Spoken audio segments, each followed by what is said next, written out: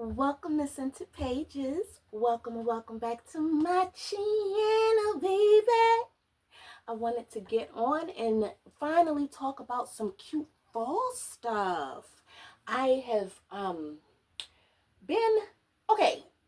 Let me explain my absenteeism, because honestly, it's been a little more to it than just not recording.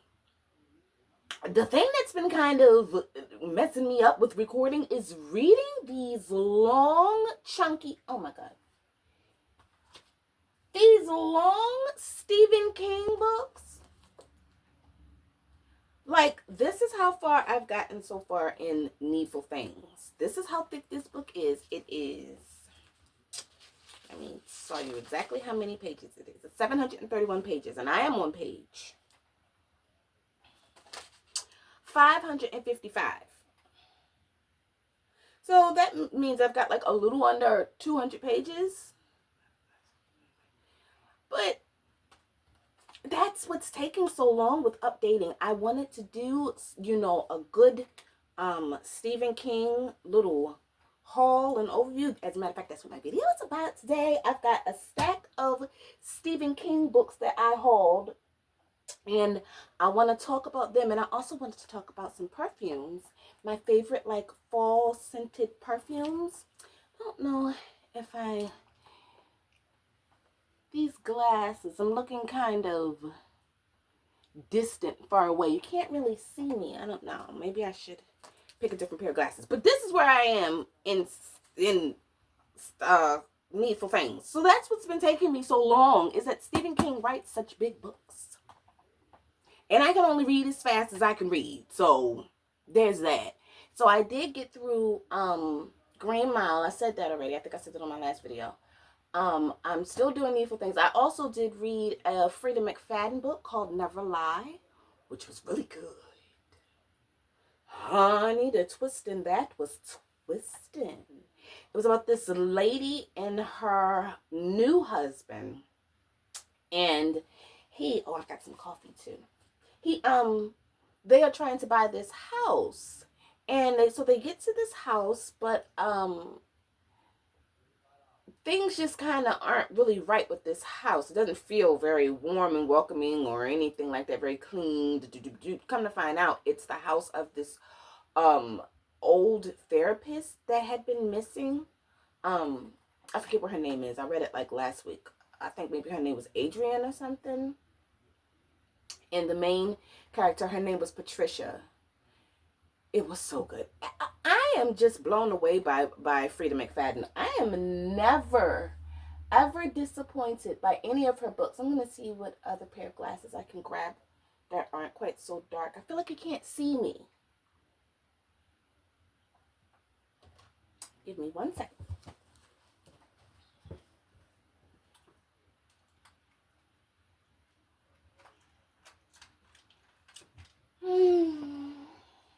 Okay. So yeah, I read Never Lie by Frida McFadden, and yeah, that's a little bit better. Hello.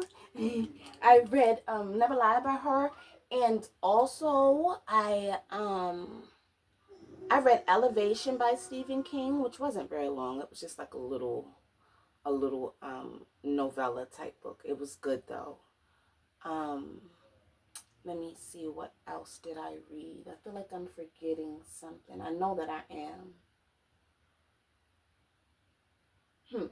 Well, anyway, I'll update you on that when I actually come through with a full book video. But that's basically, I said all that to say that reading Stephen King, and I started it also.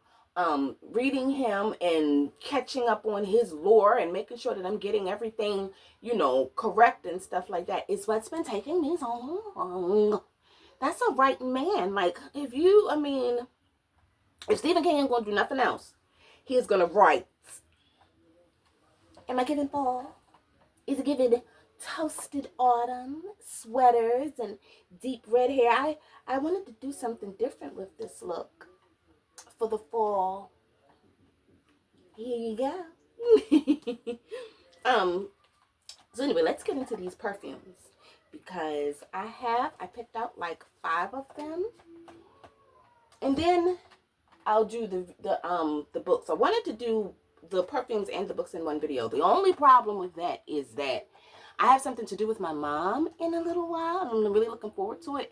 But I need to eat. Like, I'm really hungry, and I don't see myself getting through that with her without putting something on my stomach. I've been up for the longest, but I've been pity-patting around the house and messing in lipsticks and lip glosses and doing stuff, and then time just flies by when you pity-patting. Pity-patting is one of the most time-consuming little hobbies ever. So I never did get around to eat. I was like cleaning up and some things like that, but I haven't had a chance to put anything on my stomach. So I might have to get through like maybe half of this video and then come back after I eat and then get done with my mom and then finish the rest of it because I want to talk about the perfumes and the books. But first, let's start with the perfumes.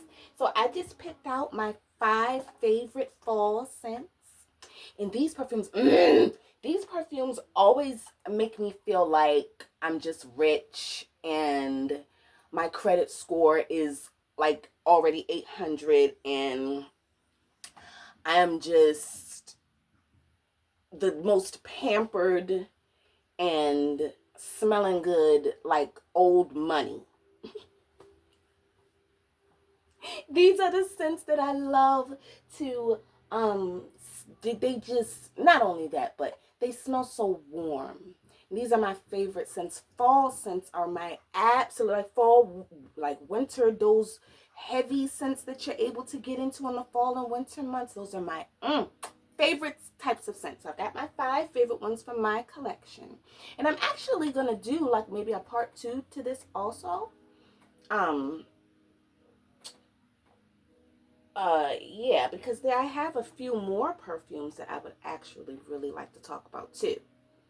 So this is just half of them, but I think that before the season is up, I'll probably make another video and talk about 5 or so more because they be smelling delicious. The first one, now, little backstory behind this scent. It is Narciso. I love this. Now, this one was gifted to me by my cousin. I love her so much. And it's, oh my God. Not only does it have sentimental value because it was given to me by her, but it smells, oh. Y'all gonna have to excuse me because I act a whole fool when I'm talking about and smelling perfumes. I don't know. They just smell so good and I get so excited. This smells so good and the bottle is beautiful. So, and like I said, it reminds me of her. It reminds me of her house and what it's like to be having fun and being over there for, when we finally get together, like over the holidays and stuff. I really, really love it. And this smells like that type of holiday time type of scent. It smells rich and like, what?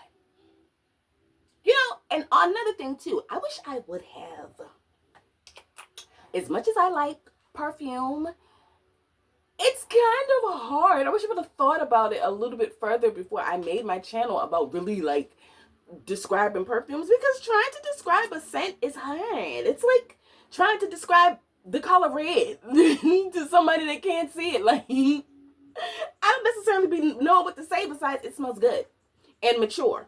So I already got the notes from Fragrantica, so I don't have to look that up. Hold on. Let me pull it up.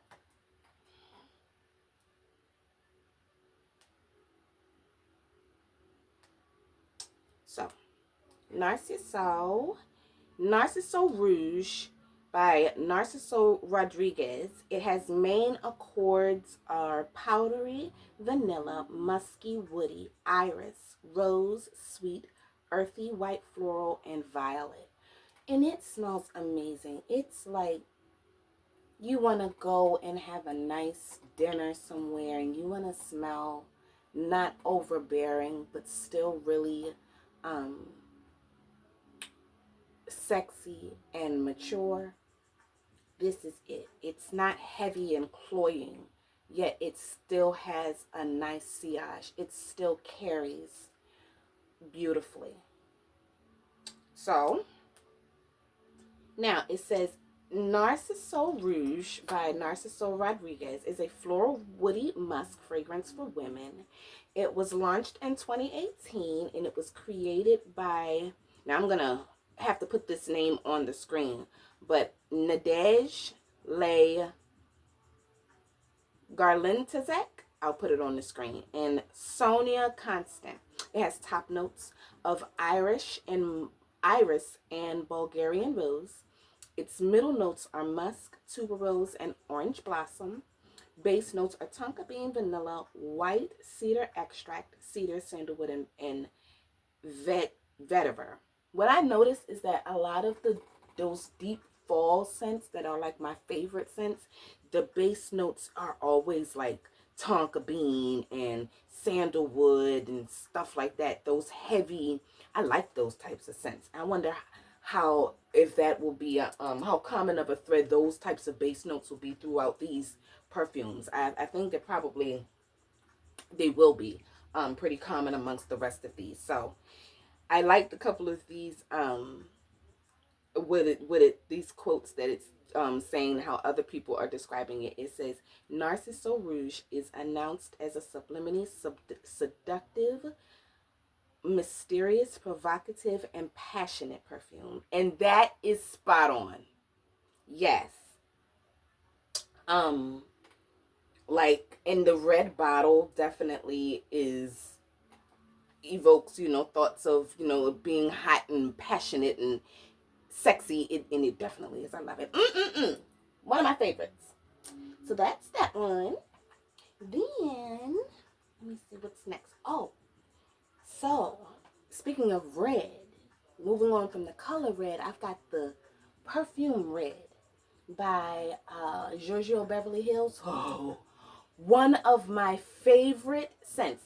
And look, if you notice, well, I'm not going to say all of them. No, I'm not going to say that. But a lot of these scents that make me feel rich and whatnot, they have like the gold atomizer. I love it when they have a gold atomizer. This one didn't come with the top because the one with the one without the top was the only one that Fragrance Net had.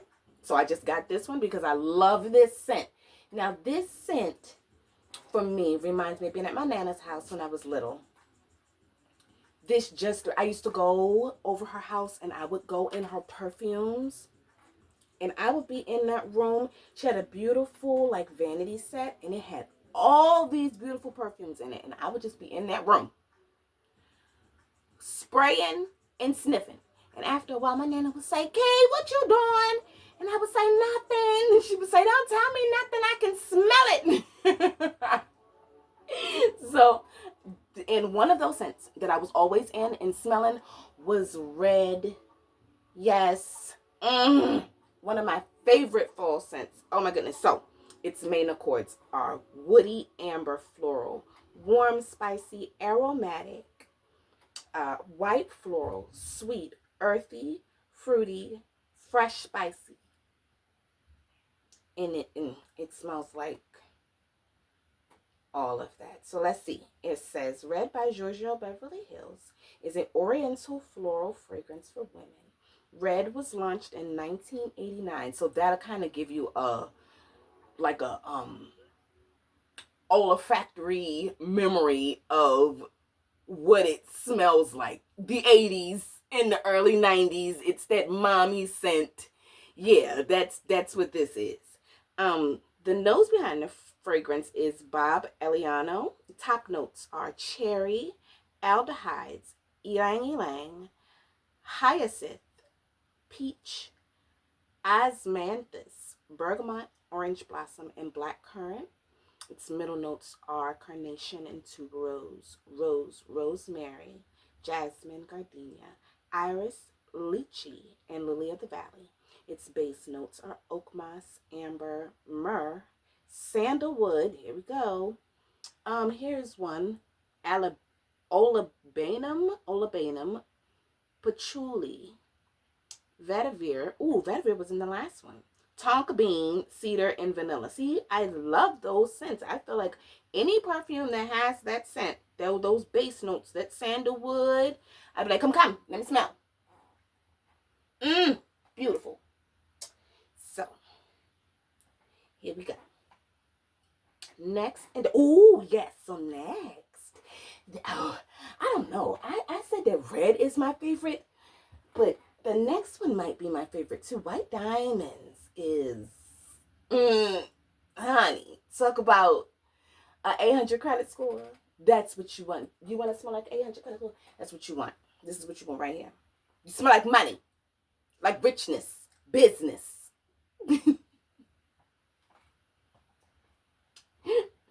It's what I have. As a matter of fact, all of Elizabeth Taylor's perfumes make me feel like that. I have almost her whole line because I love, not only, do I really, really like Elizabeth Taylor, she's so beautiful.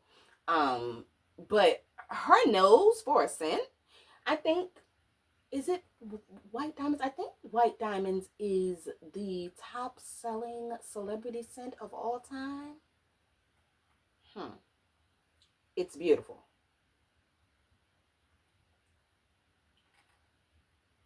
So it has main accords of white floral, aldehyde woody, yellow floral, fresh warm spicy. The other one was, what was the other one? Fresh spicy. So this is warm spicy, definitely warm. Floral, citrus, tuberose, and powdery.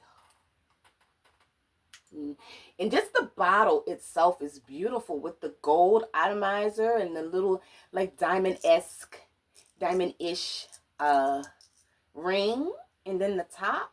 Love it. Oh, this is one of my favorites too. It's between red and white diamonds. I can't get enough. My girlfriends don't like it, but I really don't be can. Most of my girlfriends, like my age or younger, they be like, Kay, it smells too old lady. I love it. It reminds me of Blanche Devereaux. It smells like something she would have on down in Miami. Being like rich Southern money. I love Blanche Devereaux and the Golden Girls. That's one of my favorite shows. So, I've got two more to do. Let me see. Oh, wait a minute. I didn't say what the notes were in White Diamonds. White Diamonds by Elizabeth Taylor is a, oh, I did. Yes, I did. Turkish roast cinnamon.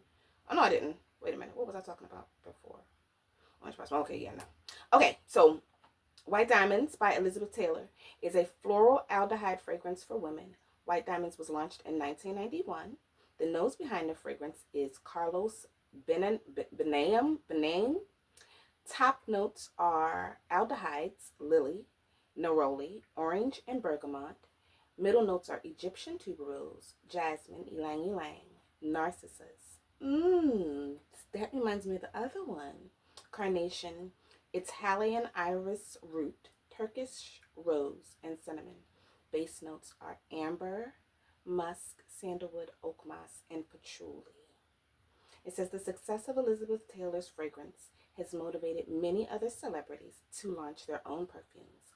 White Diamonds is a sheer floral fragrance, an example of top classics. The harmony of flowers and aldehydes in the top notes together with the sharp base give this fragrance an elegant vintage nuance.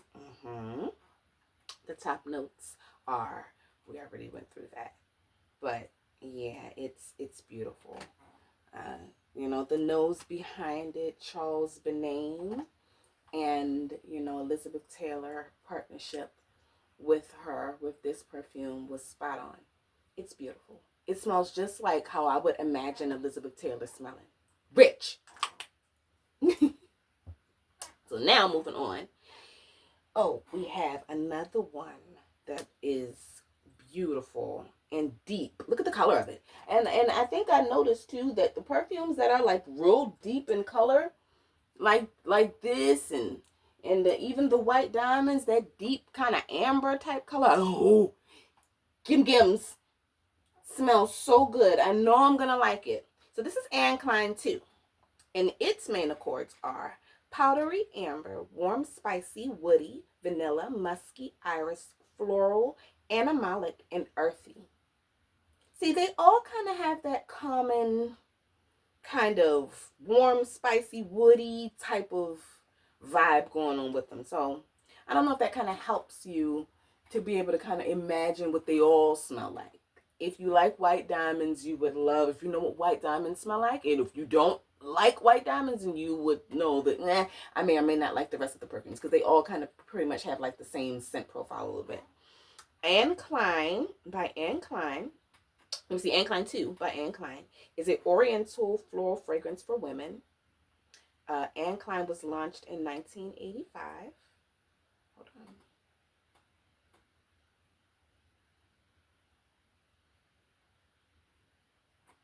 Okay.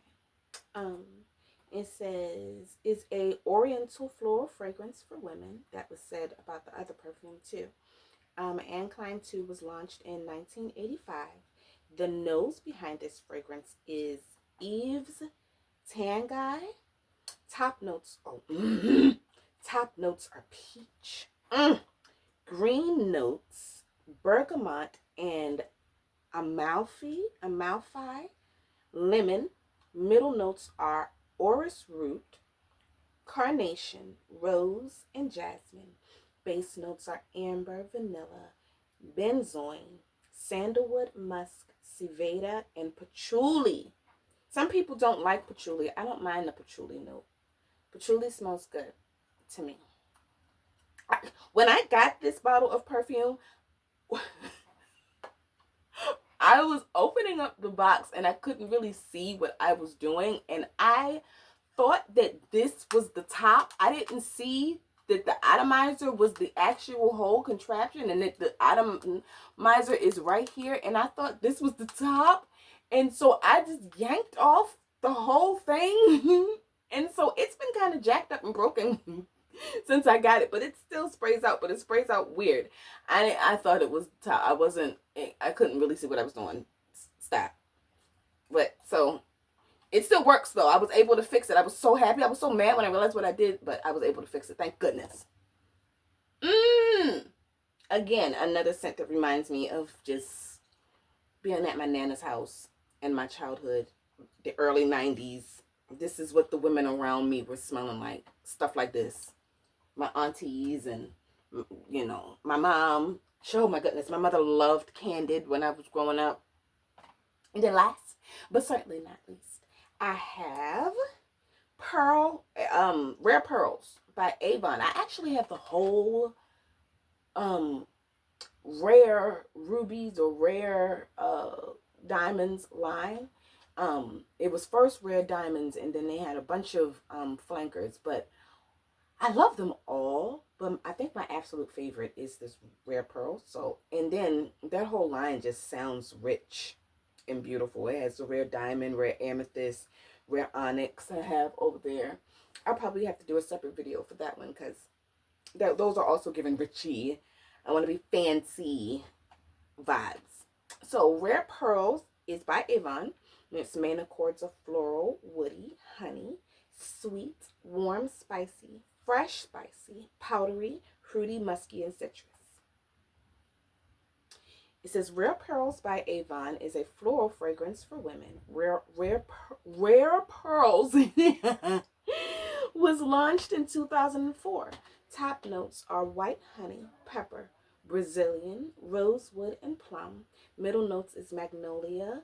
Base notes are musk, sandalwood, and patchouli.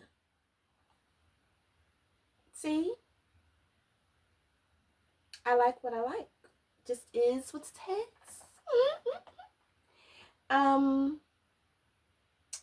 So yeah, that's it. Those are my top 5 favorite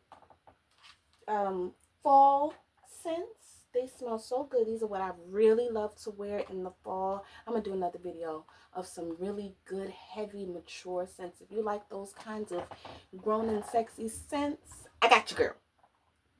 So, now, let me see, what time is it? Because, like I said, I'm hungry. And I need, what time is it? 11:30. Maybe I should stop and make me something to eat and finish this up later. I don't know. Well, I'll give it a couple more minutes. I'll review, I'll let you know right now, talk about the one book that is not a Stephen King book. And then I'll stop, and then I'm going to have to come back after I get done doing what I need to do, because I'm starting to run out of time. Time flies. What in the world? And when I come back after doing all that, then I'll talk about the Stephen King book. But the one and only book that I didn't get that was Stephen King, well, it's not the one and only book. I got a couple of other books that wasn't Stephen King, but they were nonfiction. And I don't really want to talk about that right now on this channel, because I'm in a fiction-y type of mood. And this book that I got is by Blake Charlton. Blake Charlton. Is called Spellwright. And what it's about is this wizard in this land. The way that you cast spells is through writing them. With his disadvantages, even though he's one of the most powerful wizards, his issue is that he's dyslexic. So he has problems with reading the spells and writing the spells out correctly and blah, blah, blah. I thought that was an interesting little take on it. It says, Nicodemus Will has trained at the wizardly stronghold of Starhaven since he was a boy. His mentor, the famous wizard Agwul Shannon, taught him how to cast spells made from luminescent magical runes, how to peel written words off a page and make them oh my god, my perfume fell. And it made me lose my spot. Let me see. Taught him how to cast spells made from luminescent magical runes, how to peel written words off a page and make them physically real, how to protect himself with defense paragraphs, and how to thrust sharply worded sentences at an enemy.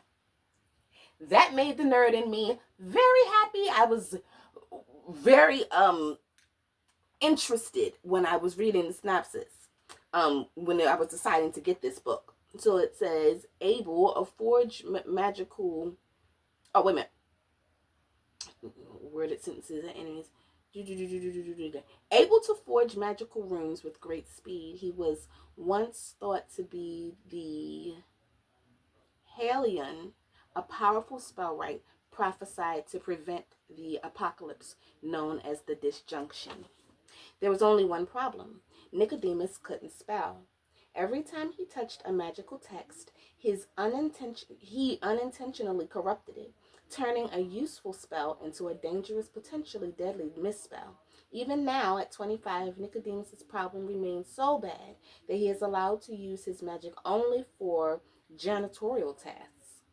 While his peers advance as wizards, he is still an apprentice, living with other disabled spellwrights and reading nightly romances that fuel his dreams of escape and adventure. When a powerful wizard is murdered with a misspell, Nicodemus and Shannon both are suspected. Worse, Nicodemus' dream of a foreign city under attack from an ancient godlike spell, and wakes to find Starhaven abuzz with news of that city's actual destruction. A second nightmare makes Nicodemus begin to question his own sanity. When there are more mysterious deaths, the authorities hunt him as a murderer. Tormented and desperate, Nicodemus has no choice but to flee the pursuers so that he can discover the truth about the murders, the nature of magic, and himself. Doesn't that sound fun? I can't wait to read that. So I'm gonna draw this to an end for right now. And I'm going to get back with you guys a little bit later on. I'm going to eat and take care of some stuff. See you.